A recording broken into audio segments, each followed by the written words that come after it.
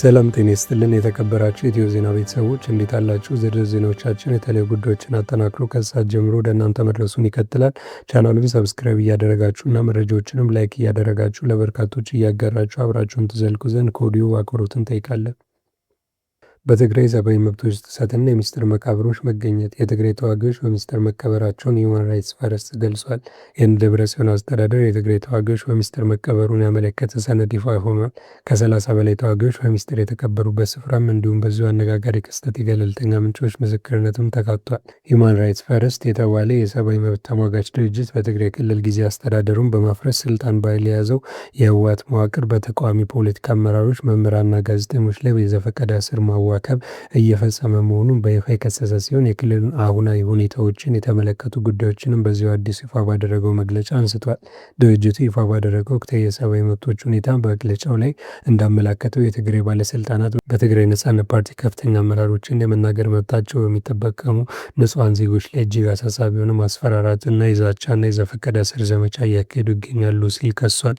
ተሟጋቹ ድርጅት ባለፈው ሳምንት ብቻ የፓርቲው ከፍተኛ አመራሮች የሆኑት አቶ ካሱ ኪዳኔ እና አቶ ዝጋሚ ተክለ ብርሃን መታሰራቸውን ገልጿል። ከዚህ በተጨማሪም በራያ አካባቢዎች በተለይም በአላማጣ፣ በማዕከላዊ ዞንና በሰሜን ምዕራብ ዞን ውስጥ የመናገር መብታቸውን የተጠቀሙ 7 ተጨማሪ ግለሰቦች በተመሳሳይ ሁኔታ በቁጥጥር ስር መዋላቸውን ገልጿል። የሰብአዊ መብት ተሟጋቹ ተቋሙ ይህንን ፖለቲካዊ ጫና የተሞላበትና ህገወጥ ሲል የጠራውን ድርጊት አጥብቆ ያወገዘ ሲሆን የህወሓት መዋቅር በተቃዋሚዎች ላይ የሚፈጸመውን እስር በአስቸኳይ እንዲያቆም እና ሀሳባቸውን በመግለጻቸው ብቻ በእስር ላይ የሚገኙትን ግለሰቦች ያለምንም ቅድመ ሁኔታ እንዲለቅ በጥብቅ ጠይቋል። ሂውማን ራይትስ ፈርስት ኢትዮጵያ በመግለጫው በኢትዮጵያ ፌዴራል መንግስትና በትግራይ ክልል ኃይሎች መካከል ያለው ወታደራዊና ፖለቲካዊ ውጥረት በከፍተኛ ሁኔታ አደጋ እያመጣ መሆኑን የሚያሳይ 6 ዋና ዋና አደገኛ ምልክቶችን ይፋ አድርጓል። የመጀመሪያው ህወሓት የፕሪቶሪያ የሰላም ስምምነት በመጣስ የክልሉን ምርጫ ቦርድ በአንድ ወገን መልሶ ማዋቀሩን ተከትሎ ከፌዴራል መንግስት ጋር ያለው አስተዳደራዊ ግንኙነት ሙሉ በሙሉ ተቋርጧል። ሁለተኛው በሁለቱም ወገኖች መገናኛ ብዙሃን በኩል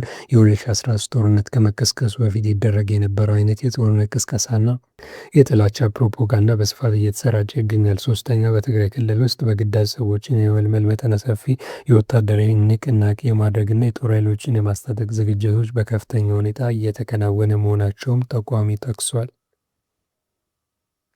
በአበሸጌ ወረዳ በንጹሐን ላይ የተፈጸመው አሰቃቂ ግድያ በአበሸጌ ወረዳ የተፈጸመው የአሰቃቂ ግድያ ወንጀል የፈጸሙት የአገዛዙ የመከላከያ ሰራዊት አባላት መሆናቸውን አዲስ የተገኙ መረጃዎች አረጋገጡ። በማዕከላዊ የኢትዮጵያ ክልል በጉራጌ ዞን አበሸጌ ወረዳ በ3 ንጹሐን ወጣቶች ላይ የተፈጸመውን አሰቃቂ ግድያ በተመለከተ በዛሬው ዕለት ጠዋት በዜና እወጃችን መዘገባችን ይታወሳል። ይህንን ክስተት አስመልክቶ በአካባቢው የተገኙ አዳዲስና የተረጋገጡ መረጃዎች እንደሚያመላክቱት ድርጊቱ በዋናነት የፈጸሙት የዚህ አገዛዝ የመከላከያ ሰራዊት አባላት መሆናቸው ታውቋል። በአዲሱ መረጃ መሰረት ተመስገን ጌታቸው፣ ይታገሱ አሰግድ እና ግዛው ግርማ የተባሉት 3 ንጹሐን ወጣቶች ከተሳፈሩበት የህዝብ ማጓጓዣ ወርደው ፋኖ ናቸው በሚል ወንጀላ እጃቸውን ወደኋላ በገመድ አስሯቸው ከፍተኛ እንግልት ካደረሱባቸው በኋላ ጭንቅላታቸውን በጥይት የመቱትና የረሸኗቸው ያገዛዙ የመከላከያ አባላት ናቸው።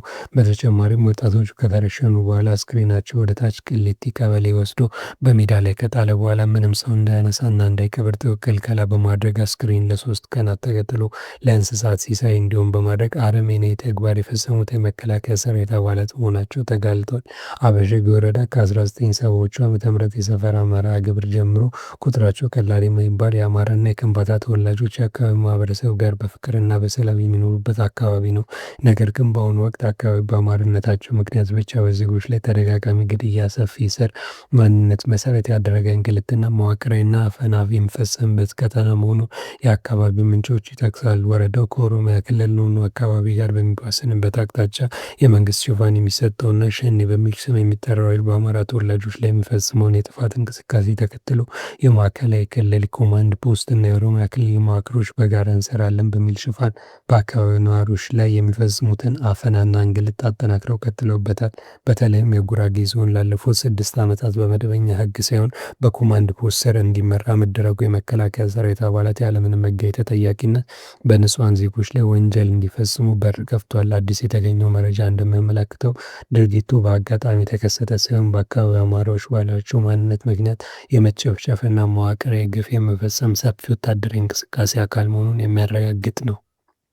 የአዲስ አበባ ህዝብ ውክልናና የሀገራዊ ምክክር ጉባኤዎች በብልጽግና የምክክር ጉባኤ የአዲስ አበባ ህዝብ ባልተወከለበት መድረክ የከተማዋን ህልውና አደጋ ላይ የሚጥልና ወደ አዲስ የፖለቲካ ግዞት እያመራች ነው የተባለ የአዲስ አበባ ህዝብ ፍጹም ባልተወከለበት ድምፁ ባልተሰማበትና ህጋዊ ውክልና በተነፈገበት የሀገራዊ ምክክር መድረክ ከተማዋ ላይ ያሉ ነዋሪዎች ይሁንታና ውሳኔ ወደ አዲስ የህልውና አደጋና ረጅም የፖለቲካ ግዞት ዘመን ልትወዘፍ እንደሆነ ከስፍራ የተገኙ መረጃዎች ያመላክታሉ።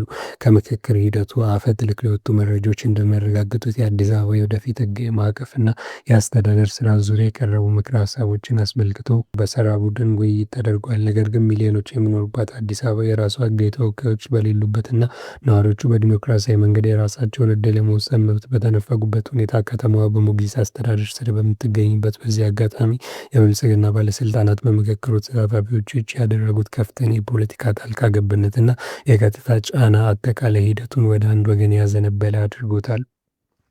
የተወደዳችሁ የቻናላችን ቤተሰቦች ለዚህ ሰዓት ያዝናቸው አዳዲስ ሰበር መረጃዎች እነዚህ ነበሩ። ከቆይታ በኋላ በሌሎች መረጃዎች ድጋሚ እንገናኛለን። እስከዛው በያላችሁበት መልካም ጊዜን ተመኘን።